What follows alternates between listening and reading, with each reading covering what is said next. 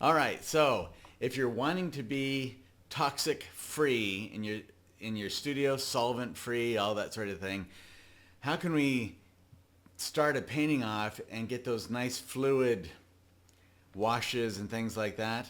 Well, it might not be possible, but I am going to talk about that today and what I consider best practices. It's going to be very quick. It's just about the mediums I use overall. Well, the lack of mediums overall that I use. So let's get to that.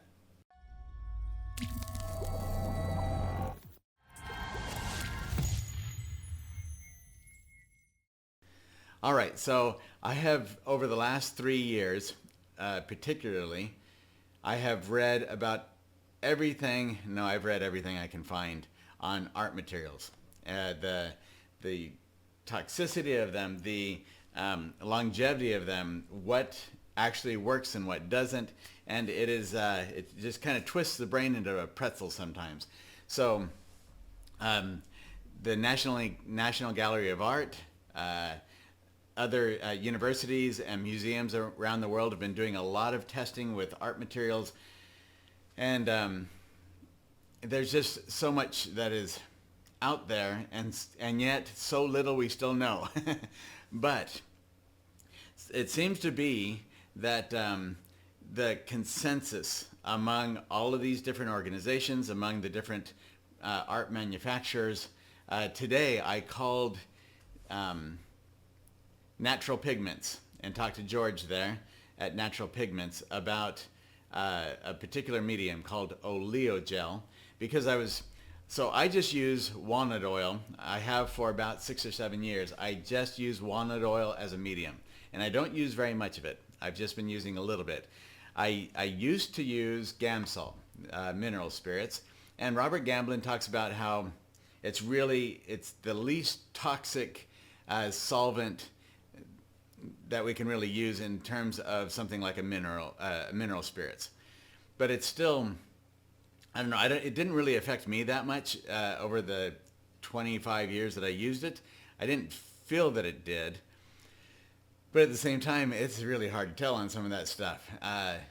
Turpentine, I love the smell of turpentine. Really, in actuality, just it's that old world oil painting studio kind of vibe to it. And I used to do all of my own varnishes, like making it with Damar. I'd buy Damar in the bag and melt it into the turpentine, all that sort of thing. I did all of that stuff over the long haul. But that stuff's terrible. Do not do that. So turpentine is terrible.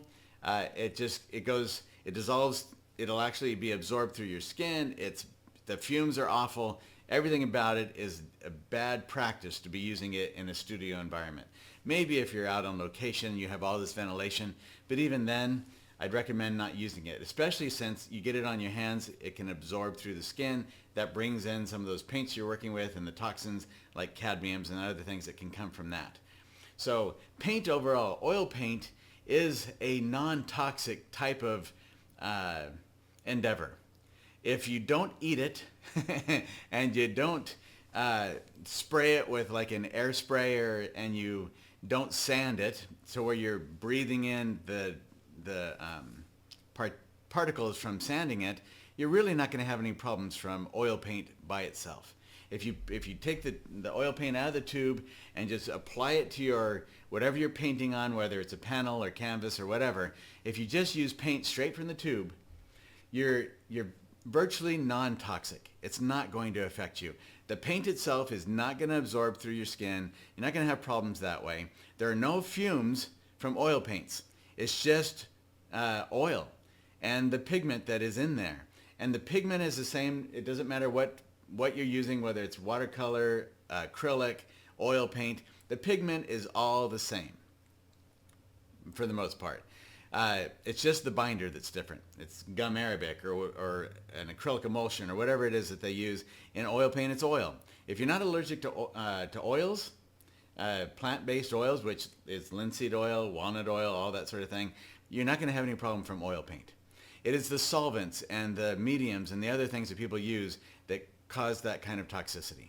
So If you want to have a toxic-free environment in your studio, you don't want to breathe anything in, you don't want to have anything absorbing through your skin, then my suggestion is, first and foremost, and it's the best for the longevity of the painting, is to just use paint straight from the tube. If you need a little bit of fluidity to it, then use something like walnut oil. And talking to George, I was looking up stuff on this Olio Gel, because using just straight oil as to kind of make the paints a little bit more fluid, it's not a great, it increases the thickness basically of your paint. It's nice when you have that binder mixing with the oil paint. If you use too much oil, first of all, too much oil to the pigment in a ratio, you can have wrinkling that happens. The paint can tend to dry more slowly. You can have problems with the, I don't know, there's more yellowing down the line, and yellowing's not really a big deal. It's talked about so much, but in the long run, yellowing is one of the least things we need to be concerned with when it comes to the practicality of being an oil painter. No matter what we use, walnut oil, poppy seed, linseed, doesn't matter. They're all going to yellow to some degree. Alkyds. So I read things, Liquin. I used Liquin in the 90s for a little while and found that it created kind of a satin sheen to my paintings, which meant that it was deglossing it to an extent, and I didn't like that. I don't like to take away the gloss, because that's taking away one of the characteristics of oil paint that I love so much. So back in the 90s, I just stopped using it. But any alkyd is going to yellow. I've heard these people talk about Liquin being a non-yellowing medium. No, it is not. A lot of artists like to use Liquin. And if you like to use Liquin, then have at it. But there are downsides to it, like it does create a sheen on it. It's not going to be as glossy as if you're just using the paint straight from the tube. And I believe that there are some other issues too. They do use a petroleum distillate, which is just like mineral spirits or something like that, in order to create Liquin. You're still going to have some of those fumes coming from the Liquin. You can't get away from that. It's the same thing with like the Gamblin Solvent-Free Gel. It has, for one, alkyd in it, and alkyd, especially in the Gamblin products, I've noticed. I tried out the Galkyd Light, and they get sticky. It's awful. I don't know how people paint with that stuff. If you're used to just painting with paint as it comes from the tube, you're not going to like. If you like that buttery consistency and the fluidity of it, you're really not going to like the Galkyd type of thing, because it is stickier. Especially if you're out painting on location and it's 95, 100 degrees out there, it really gets sticky quick. So I wouldn't recommend that. With the Olio Gel, talking in natural pigments, because I really want to get past some of this stuff and just get down to how can we just get back to painting and not worrying about all this stuff that's out there. I think sometimes I feel like all the information that's out on the internet today has just made us almost freeze up as artists and not know what to do and not want to do anything almost, because it gets so complicated. So how do we just get back to what is the best practices for oil painting? And for me, and I agreed, George is in consort with this ideology. It is use straight paint from the tube as much as possible. This Olio Gel, the difference between it and just using an oil like walnut oil or linseed oil to get a little bit more fluidity to some of our paints here and there, is that it has the silica in it, really fine silica, and it makes it a little bit more body to it. It's a thixotropic substance, which means it's like being out on the if you're out near the ocean and there's all this sand, and you notice the sand can be so solid, but then if you kind of stomp on it for a little while, it gets more and more water up into it and more fluid.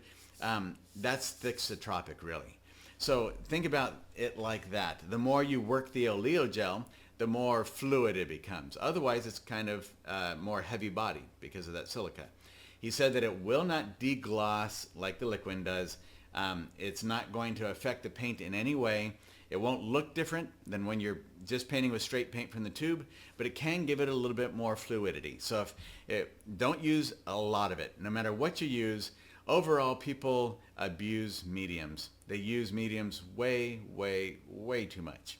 So if you really want to just get back to the basics, then use straight paint from the tube, maybe a little bit of something like Olio Gel. I like the idea of Olio Gel better than something like the solvent-free gel from Gamblin, because it has no alkyds in it. No mineral spirits is used in it. It is perfectly, as much as if you don't eat it, perfectly non-toxic.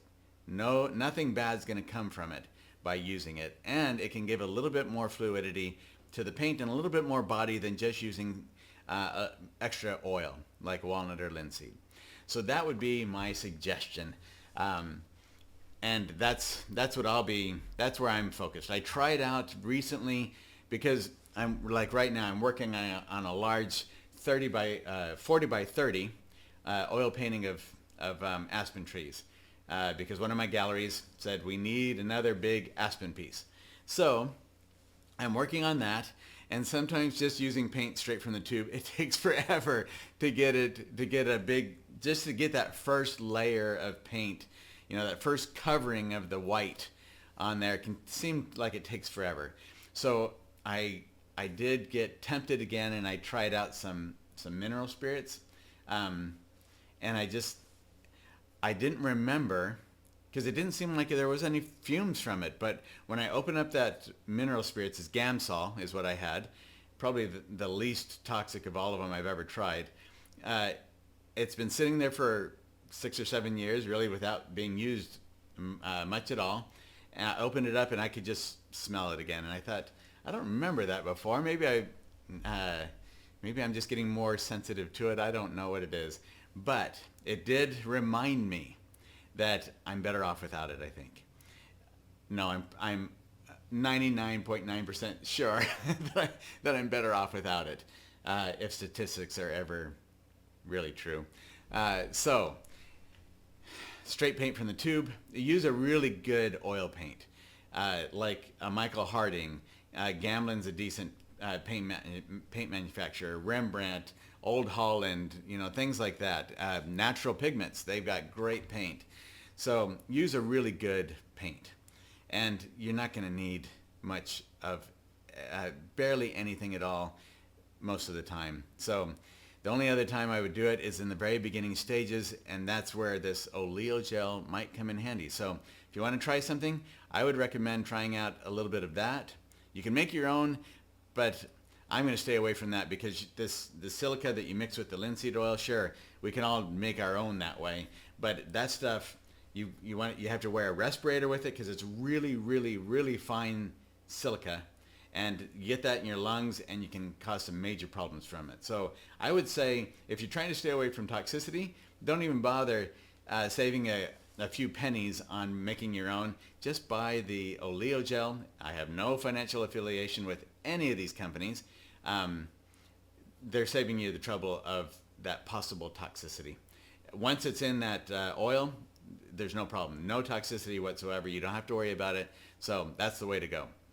So if you're looking at mediums, everyone has their little, pet. This is my master secret formula or whatever. If something works for you, keep using it. But if you haven't been using mediums, then I would suggest that just get used to using paint straight from the tube. It's going to be best in the long run. So there you go. My little diatribe about about mediums. Have fun and enjoy painting. Just get back out there. Just paint. Don't worry too much about all the stuff. Paint today is made really well. Mediums are way overrated and generally not nearly as good as the paint itself. So just get back to the basics and have fun painting. And happy painting, everybody.